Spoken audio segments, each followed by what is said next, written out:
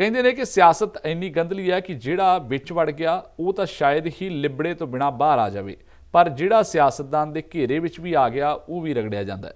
ਸ਼ਾਇਦ ਇਸ ਮਹਿਲਾ ਦੇ ਨਾਲ ਅਜਿਹਾ ਹੋਇਆ, ਦਾਅਵੇ ਨਾਲ ਤਾਂ ਨਹੀਂ ਆਖ ਸਕਦੇ, ਪਰ ਜਿਹੋ ਜਿਹੇ ਇਲਜ਼ਾਮ ਲੱਗੇ ਨੇ ਸੁਣ ਕੇ ਤੁਹਾਡੀ ਵੀ ਤੌਬਾ ਹੋ ਜਾਏ। ਮਾਮਲਾ ਕੀ ਹੈ ਤੇ ਕਿਸ ਤੇ ਇਲਜ਼ਾਮ ਲੱਗੇ ਹੈ, ਦੇਖੋ ਰਿਪੋਰਟ।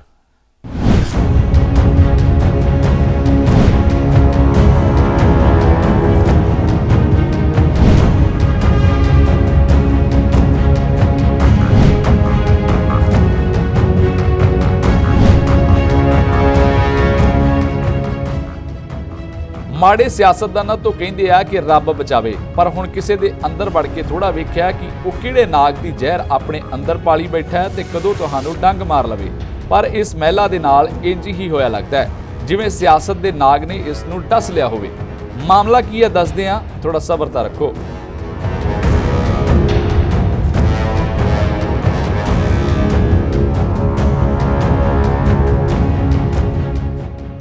दरअसल ये महिला राजस्थान की है जो अपने घर वाले दे नाल फिरोजपुर पहुंची ते इथों भाजपा की टिकट तो चोण लड़ रहे ते पहला कांग्रेस का लंबा सभा हिस्सा ते कैबिनेट मंत्री रहे राणा गुरमीत सिंह सोढ़ी के उत्ते बड़े इल्जाम लगा रही है।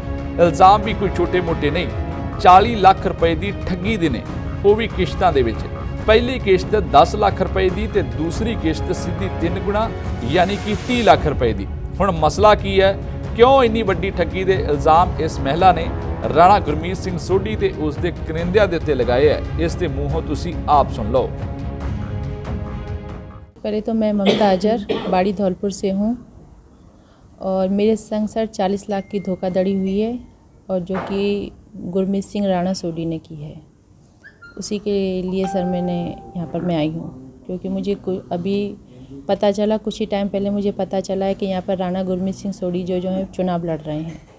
तो इसीलिए मैं यहाँ की जनता को ये आगाह करने आई हूँ कि जो धोखाधड़ी मेरे साथ हुई है वो यहाँ की जनता के साथ ना हो। जिसमें हरिचरण यहाँ रहता है, पंजाब के राणा गुरमीत सिंह सोढ़ी है उनके यहाँ रहता है और बांकीलाल वहाँ रहता है, ठीक है। ये दोनों आपस में रियल भाई हैं। तो ये हमारे पास आए थे और इन्होंने बार बार, पहले हमने नानुकुर भी की, विश्वास नहीं किया, फिर इन्होंने बार बार अपने भाई का और मंत्री साहब का जिक्र किया कि उनकी दिल्ली तक बहुत पहुँच है, आपको टिकट आसानी से मिल जाएगी, किसी प्रकार की कोई चिंता नहीं है, आप एक बार फिर से धप खेलिए।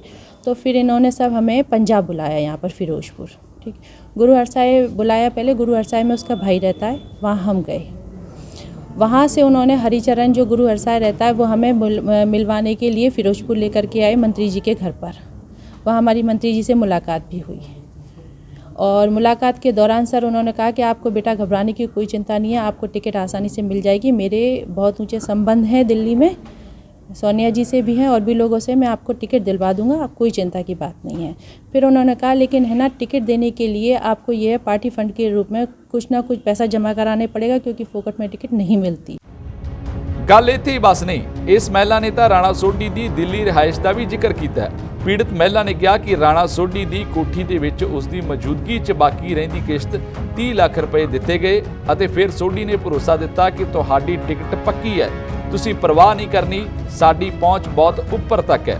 इन्ना ही नहीं, महिला का इल्जाम है कि जदों मैनू टिकट नहीं मिली तो पैसे असी वापस मंगे पर सानू अग्यों धमकियां दित्तियां जान लगियां। धमकियां ये सन कि फिर जेकर इधर नूं मूँह कीता तो जानों मार दिता जाएगा। नहीं यकीन तो ये भी उसके मुँहों आप सुनो।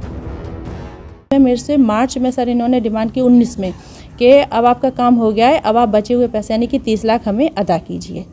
मैं सर वहाँ पे पैसे लेकर के गई, तब साहब ये हरिचरण जी थे, मैं थी और मंत्री जी थे और मेरे हस्बैंड थे, हम सब थे और हमारे ही सामने सर हमने उनको पेमेंट किया और मंत्री जी ने पैसा लिया, 30 लाख रुपए कैश लिया सर, ठीक है। ये 30 लाख भी सर मैंने अपनी एक प्रॉपर्टी बेच करके किया जिसको सर मैंने कोर्ट में लगा रखा है, उसके कागज़ लगाए हुए हैं मैंने कोर्ट में, ठीक है। तो उसके बाद सर कुछ टाइम बाद फिर यूँ कहते हैं बेटा अब आप अपने चुनावों की तैयारी करो और आपकी टिकट फाइनल हो गई है, ठीक है। मैं सर वहाँ जा कर के चुनावों की तैयारी में लग गई। कुछ टाइम बाद मुझे पता चलता है कि टिकट मुझे ना मिल करके संजय जाटव को मिल गई है। ये सुन करके मेरा दिमाग बहुत ख़राब हुआ। फिर मैं आई, चंडीगढ़ आई सर मिलने के लिए, सर से मिलने के लिए तुरंत ही। तो उन्होंने मुझे कहा कि आपकी टिकट वो किसी एवज में दूसरे को मिल गई है, लेकिन थोड़े टाइम रुको, टिकट आपको वापस मिल जाएगी। और ये कह करके सर उन्होंने मुझे समझा करके वापस भेज दिया। जाती हूँ, उसके थोड़े टाइम बाद सर जब मैं कॉल भी करती हूँ तो यहाँ से मुझे धमकियाँ मिलनी शुरू हो जाती हैं। हरिचरण जी ने मुझे कई बार धमकी दी और मंत्री जी ने कि अगर यहाँ पर दोबारा नज़र आए तो जिंदा नहीं बचोगे, इसलिए पैसा तो ये तो जुआ होता है, भूल जाओ।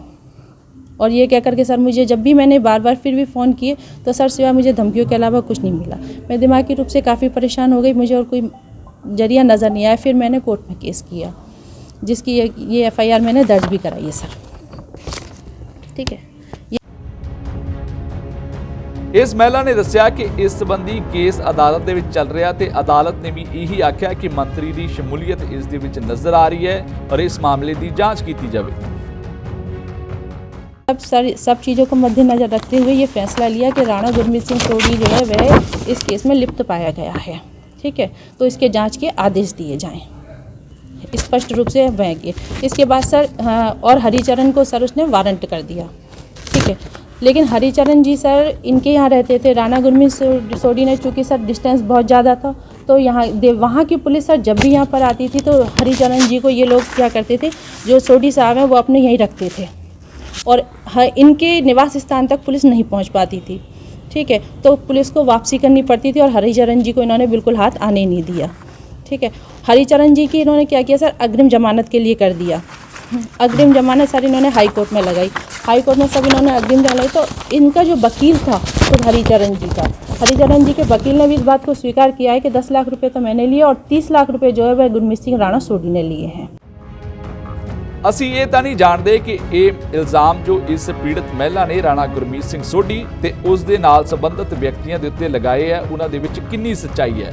ਪਰ ਜੇ ਇਹਨਾਂ ਇਲਜ਼ਾਮਾਂ ਦੇ ਵਿੱਚ ਸੱਚਾਈ ਹੈ ਤਾਂ ਫਿਰ ਲੋਕ ਇਹ ਜ਼ਰੂਰ ਸੋਚਣ ਕਿ ਕਿਸ ਮਾਨਸਿਕਤਾ ਵਾਲੇ ਸਿਆਸਤਦਾਨ ਸਾਡੇ ਉੱਤੇ ਰਾਜ ਕਰ ਰਹੇ ਨੇ। ਕੁਝ ਦਿਨ ਲੋਕਾਂ ਅੱਗੇ ਹੱਥ ਜੋੜਦੇ ਨੇ, ਪੱਲਾ ਅੜਦੇ ਨੇ ਤੇ ਫਿਰ 5 ਸਾਲ ਚਮਦੀਆਂ ਚਲਾਉਂਦੇ ਆ। ਲੋਕਾਂ ਦਾ ਫਾਇਦਾ ਵੀ ਚੁੱਕਦੇ ਨੇ। ਇਸ ਕਰਕੇ ਚੋਣਾਂ ਨੇੜੇ ਨੇ। ਵੋਟ ਤੁਹਾਡੀ ਹੈ ਤੇ ਹਮੇਸ਼ਾ ਵੋਟ ਪਾਉਣ ਤੋਂ ਪਹਿਲਾਂ ਜ਼ਰੂਰ ਕੁਝ ਸਮਾਂ ਸੋਚਿਆ ਕਰੋ ਕਿ ਅਸੀਂ ਜਿਸ ਲਈ ਆਪਣੇ ਮਤ ਦਾ ਇਸਤੇਮਾਲ ਕਰਨ ਜਾ ਰਹੇ ਹਾਂ ਉਸ ਦੀ ਮਤ ਸਾਡੇ ਬਾਰੇ ਸੋਚੇਗੀ ਜਾਂ ਫਿਰ ਸਾਨੂੰ 5 ਸਾਲ ਫਿਰ ਤੋਂ ਨੋਚੇਗੀ। ਫਿਰੋਜ਼ਪੁਰ ਤੋਂ ਸੁਖਚੈਨ ਸਿੰਘ ਦੀ ਰਿਪੋਰਟ।